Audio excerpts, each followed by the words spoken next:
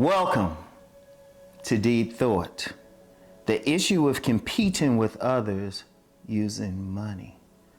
I'm gonna tell you what, and this, I want y'all to really think about this because, this was inspired because, y'all know when I'm doing on my other channel, doing my car videos and I'm looking, I'm coming from the gym, so, I ain't looking like that professional dude or anything like that. Someone even said to me, a faithful subscriber actually said to me, they thought the image of me on channels like this or when I'm on my other channel, on the couch is better than the image I portray when I'm in the car videos. Okay, I get that, but they serve a purpose.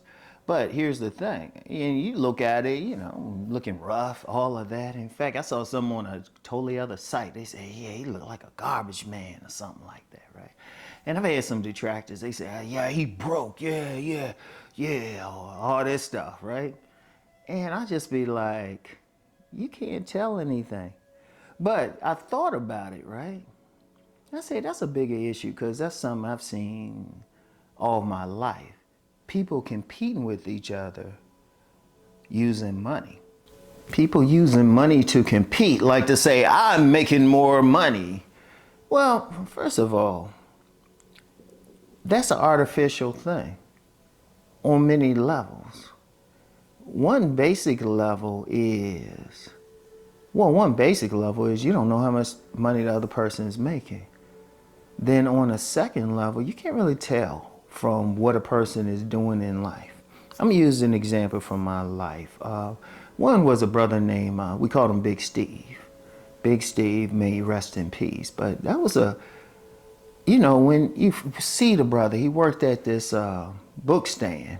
He wasn't the owner, he worked. He was just a regular clerk at this book stand down in D.C., downtown D.C., right? So, that was the thing with him. He was just a regular clerk. All right, nothing big or anything. But got to know him, found out this dude had money out the wazoo. One, I remember, now this in the 1990s, I remember walking with him to the bank. He had a weekly paycheck, and it wasn't like the owner was an Asian guy, and he just wrote out a check for him. All right, went with him to cash it. The check was $1,500. $1,500, okay. Now in 2000, in 2023 money, it might not be that much, but back then it was a little bit more. But that's what he was getting for just 1 week. Okay, that was still a lot of money though. That's still a lot of money. I think for a year that would be about, for every week it would be roughly, but in the $60,000 a year. Just doing that. Okay, that's still a lot. But then talking with him more, he had a lot of money. He had Swiss bank accounts and everything. Now, he didn't wear suits, anything like that. And I'm going to be real. I mean, no disrespect to him, but until he opened his mouth, you might think he was on the spectrum, just a tall guy on a spectrum. But he would have conversations too. He would be able to have like intelligent conversations with attorneys, executives, and everything. Highly intelligent, highly intelligent. But the money thing, because I remember he schooled me. He was a mentor to me money-wise. He said, Rom, just look at the financial pages. There you can tell everything you want, no matter what's going on, what's going to happen politically. Look at the financial pages. And I found out more how he had money. He didn't have a car. Okay, he wasn't spending that money. He didn't have a house note. He was living in a paid-for house his father had left him. And I was just like, wow. And then you start thinking about it, it's like, hey, he can invest in everything. He had investments and all of that. And, but he knew how to manage his money. But somebody looking at him wouldn't think he had money. But yet he had more money. He probably had more money than the attorneys and executives that he would talk to in the bookstore, in the book stand. And that was one example. Then I had another example. There was a young lady I dealt with. She was Korean. I met her, I actually met her in my building, my apartment building, but she had worked at this Asian buffet that was at the building while I was still working for the government, and It was at the shops in downtown D.C. The shops. I think they changed it, but it was more busy then, more stores there. But that same building that had the shops also had many government offices in there. So I just come down and eat and everything. And we had actually a very good relationship for a bit. I ain't gonna get into why it didn't last longer than it could have, but it could have on many levels.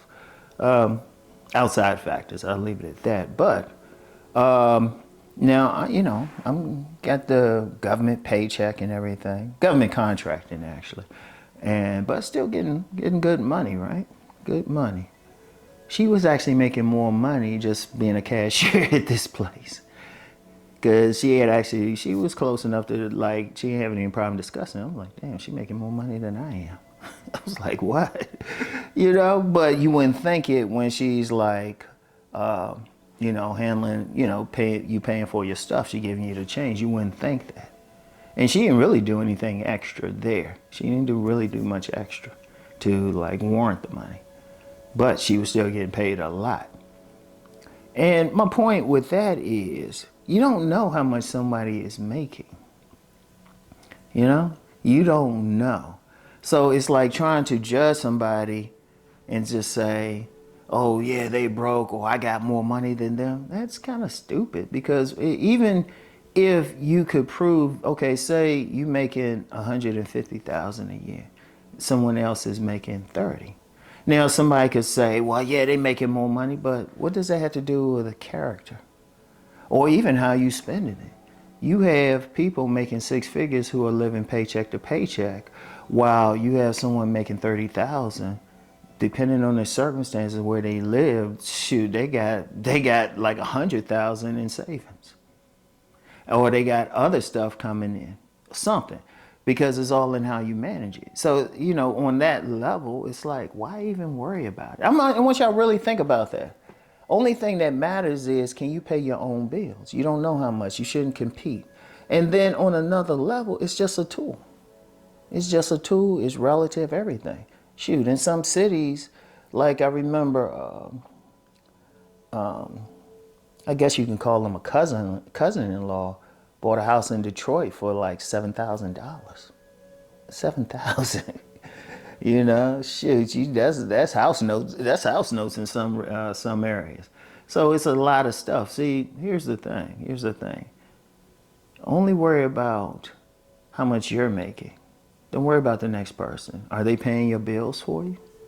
Even if they owe you money. I mean, once they pay, seriously. Because some people will use that to try to be above someone else. I'm gonna touch on that issue again this week. Try to be above somebody. Oh yeah, I'm better, I'm making more. Okay, and you want a biscuit? I mean, seriously, I want y'all to think about it. All right, as long as you can pay your bills, not their bills, don't worry about them, because you don't know what this circumstance is. Like I give you another example. Had this guy, he was like one of those mobile auto mechanics. He'd come to your house, but he was a hustler, so he also did contracting work. This was when I was living in Fort Washington, Maryland. And anybody familiar with that area, that's a money area. And there's a certain sections, you got straight up mansions. I never forget what he told me. He said, yeah, you got these people, they got those mansions. Yeah, it look good from the outside, but they don't have any furniture. And then if they get a leak in the roof, they can't fix it. So it's all relative. You don't know. When you're dealing with someone else, don't worry. At least you worry about is their money. Their money. Only worry about yourself, because people use that to feel like that they're better than someone. Are they? Do they have the character? Are they taking care of their bills? Worry about yourself.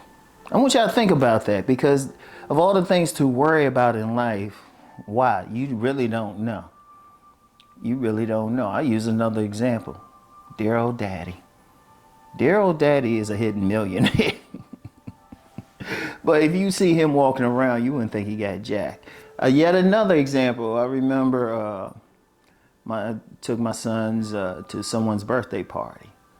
right? And we, you know, we knew the family and everything. And I remember the father there, he was pointing out the next door neighbor. Now the house didn't look like much. It really didn't. And it was a modest neighborhood, middle class neighborhood. And I'll never forget what the guy said. He said, you know, he's an undercover millionaire. Because you just never know. But the dude didn't do much. See, I want y'all to really think about that. All the things you worry about for another individual, don't worry about how much money they're making. There's no scale that says, oh, you're a good person because you're making this much money. Bullshit. And you got some six-figure, like in a relationship thing.